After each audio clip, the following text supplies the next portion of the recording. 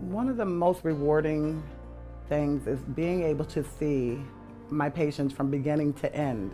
I may have had a patient that was a brand new diabetic that was diagnosed in the correctional setting. And to be able to see us get their health managed and under control and see that we've made a difference. The atmosphere at the Department of Correction is very unique. The staff here are so inviting. The team camaraderie is amazing. You know, we are serving a very vulnerable population, and at all times, safety and security is at the top of everyone's list. I think there's a misconception that people think, how can you work around inmates? But what people need to realize that as a medical professional, I'm not a threat to the inmates.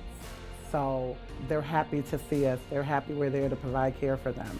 A lot of times it's even less stressful than being in an emergency department or something like that, because they already have gone through a processing. They're not walking directly in off the street. I think people think that there's constantly a lot of violence in prisons, and I don't think that has been my experience. When you start at the Department of Correction, there is a thorough orientation period. Many of the officers in the facilities and administrators are very keen to some of the nuances that folks who don't work inside a correctional facility may not have experienced. I went to the academy for, I think it was about 8 weeks, for training about what it's like to work in a prison setting opposed to a hospital setting. And then you do the academy, but you also have orientation where you actually work in the facility where you're side by side with another healthcare professional.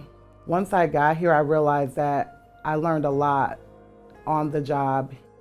Some of the challenges that staff face, I think, when they first start at the DOC is walking into a facility and hearing the door lock behind you. That's just not part of human nature. But again, it goes back to the strengths of working in this community where everybody is always looking out for each other. Those locked doors are there for a reason, and it's appropriate. We do see a lot of opiate crisis right now, and we're really on the front lines of that. And it has been really rewarding to see a lot of people go through treatment and get to a point of sobriety and start to take care of some of the other medical things they've really been putting off. So to really give this person the opportunity to really get control of some of that health stuff, especially when they get into the further programming that is there as well. What inspires me is that I really enjoy what I do. I enjoy taking care of people. We have the opportunity to do a lot of teaching.